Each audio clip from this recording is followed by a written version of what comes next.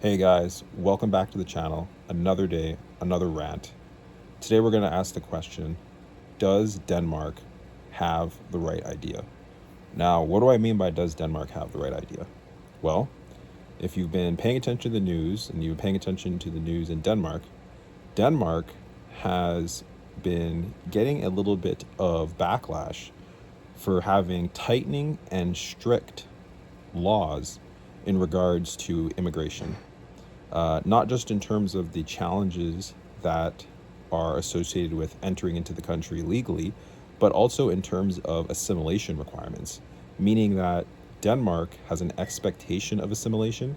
It isn't a negotiable subject matter. It is something that Denmark has decided is going to be required. If you're going to come to Denmark, the requirement is that you have to assimilate into the culture. You have to essentially become a part of the fabric of society, and you aren't permitted to have your own society that would be considered a parallel society away from the core culture, meaning you have to be a part of the core culture. Now, why are we having this discussion, or we could even call it a bit of a thought experiment, because we're not going to just apply this idea to Denmark. We're going to extrapolate it out to other countries and consider if this is a good idea that other countries should implement. So to get a little bit more background, when it comes to deportations, Denmark is not reluctant. They're very open to doing so, much more than other parts of the world today. I mean, if you look at Canada, Canada is not very strict when it comes to deportation. If you look at the UK, if you look at many parts of Europe, not strict when it comes to deportation. But when you look at Denmark, they are, right? And like I said, the United Nations gave them a hard time. And despite that, they were still stringent. They said, we're not going to go back on what we believe, what our values are, what our beliefs are, and we're going to stay true to that. Another interesting fact about Denmark, which you may or may not know, is 70% of Denmark is Christian. And so there's an interesting element to that too, because again, it's Denmark saying, this is who we are, these are our values, and we're giving you, if you do want to come, that's okay. But if you're going to come, you have to respect the culture. You have to have the desire to assimilate, and you have to, be respectful in general. And I'm using respect a lot because it's a key word in all this, to the citizens and the nation that gave you the opportunity. Now, title of the video and the question that I'm bringing up is, in terms of does Denmark have the right idea, is because maybe many other nations should consider this path in terms of how newcomers are treated, because even when you think about the other nations right now who are doing the inverse, meaning they're having lax immigration laws and they aren't requiring assimilation, look at the byproduct of that choice. When you don't have a expectation of assimilation or a requirement of assimilation, when you don't expect newcomers to learn the ways of the land and learn the ways of the nation, look how much it deteriorates the nation. Because what ends up happening is you have all these parallel societies that don't get along with one another, and it harms the native citizens and the native population because it disrupts their way of life and it lowers the trust in society. It can take a high trust society into a low trust society. So me personally, again, you guys can let me know in the comments. Me personally, I'm on board with what Denmark's doing. I mean, just to give you guys some context, I mean, let's say I went to Japan. In theory, I don't really have a desire to go to Japan, but let's say I were to choose to go to Japan, I would want to respect the Japanese, you know?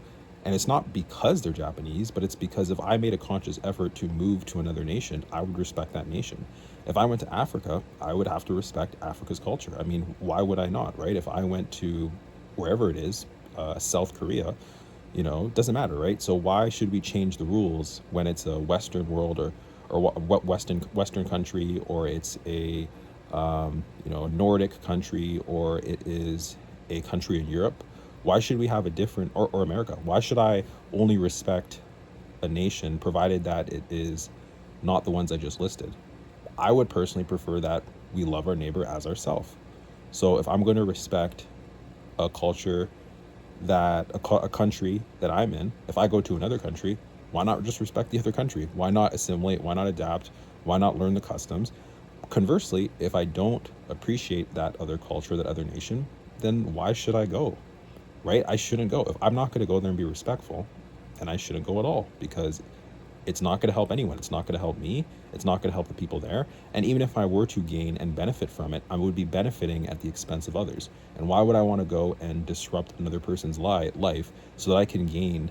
It just, it's selfish, and it's wrong, right? And so I'm not a fan with the way the media has characterized Denmark. They've made it seem as if Denmark is morally reprehensible because they've chosen to take a stand and defend their culture and their values. And I mean, if they don't defend their culture and their values, who will? I mean, I don't want to see a world where Denmark dissipates and their culture dissipates, and we don't get to have their unique spice of life that they've added to the world. I want them to exist, just like I want Japan to exist, just like I want Canada to exist, just like I want America to exist. Every nation should value, love, and respect their citizens. And when they invite newcomers, treat them with love and respect, but ask the same in return. There shouldn't be a relationship where you treat someone with respect, love, and kindness, and that person is disrespectful to you. That's inappropriate, whether that is a newcomer relationship, whether that is a romantic relationship, whether it's a relationship between countries. Respect and appreciation and loving your neighbor as yourself is a very reasonable and fair expectation, right? So as far as I'm concerned, Denmark has hit the nail on the head. They've done a great job. And, you know, I'm sure if you're watching this video and you've been paying attention to Denmark, you've also been paying attention to Poland. And Poland has taken the same stance. They have gotten much stricter borders. They have been much more stringent about who they're letting into the country. And if you actually look at the president, we'll say, I'm not sure if I know in America, the term is president. I can't remember what the exact term is in Poland, but just for the purpose of this video, we'll refer to him as the president. But I was watching a video of the president of Poland. Again, please forgive me if I'm using the wrong terminology, but the person who is responsible for managing the government in Poland.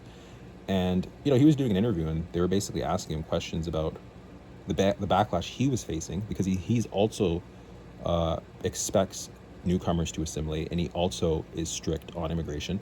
And essentially, a lot of the backlash he was facing, he ignored it. He let it roll off his back, and he told many of the people who are a part of the United Nations, he said to them, hey, you know, we've chosen that we're going to manage our nation this way. We are going to have an expectation that people come here and they respect, and they respect the culture and they assimilate. And we're not going to permit anybody who has any intentions to be a derelict or to be a vagabond or a questionable person who's unpleasant or disruptive. And again, I'm in the same position that's an entirely reasonable expectation. I mean, you wouldn't invite someone into your house and want them littering, engaging in violence, causing division, causing strife, being unpleasant. You wouldn't want that experience. So why would you want that in your country, right? And so it doesn't matter whether it's Poland, it doesn't matter whether it's Denmark, it doesn't matter whether it's Japan. We should all be supportive and encouraging of any nation that's treating its citizens well. Because I'll give you guys an analogy, and I want you guys to really consider this analogy, and I really want you guys to ponder and think about what I'm saying here, because I think this will really be sort of the peak of the video, right? Think about this. Let's say you're a parent, and let's say you have a child, and let's say in the future you choose to adopt children. The virtue that you believe that you are embodying by adopting a child does not negate the responsibility of taking care of the children you birthed. Meaning, if you have children that you've birthed, you are not more moral of a person just because you adopt children if you do not take care of the initial child you birthed.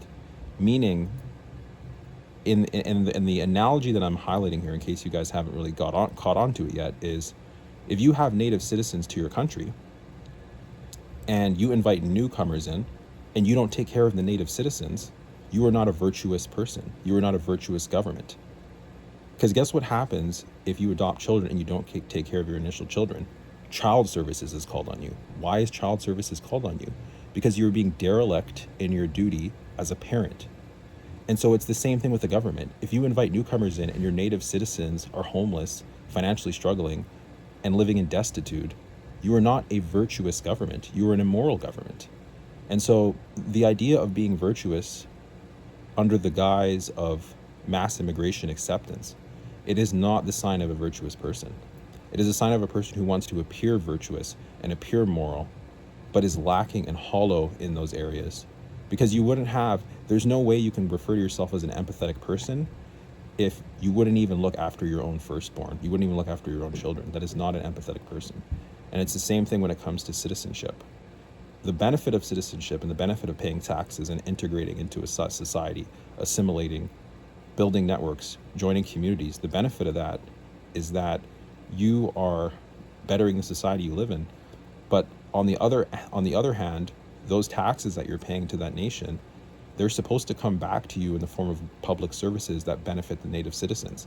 And so taking money from the public citizens via taxes and sending it over to other countries for proxy wars, or sending that money that's been accepted via taxes to initiatives in other countries, it's deceitful morality. It's not true morality. It's not truly ethical, because you're deceiving the native population into thinking you're being morally just by taking their money and spreading it around to a variety of causes, whilst you have homeless people who are native to that nation struggling on the street, not sure what meal they're going to get. And so again, that's kind of the gist of what this rant is, guys and gals, and whoever else is tuned in. But yeah, guys, I mean, I'd love to hear your thoughts in the comment section. What do you guys think about what Denmark's doing with their stringent laws, and they're being more strict about kicking people out of the country who are acting in an inappropriate manner, right? What do you guys think? You guys think they're being too strict? Do you guys think maybe they need to tone it down? I mean, I don't feel that way at all. I mean, I think they're doing a great job. And let me know if you guys think many other nations should be adopting this mindset. Anyways, guys, that's the rant for today. Thanks for tuning in. Please like and subscribe, and have a great one. Peace.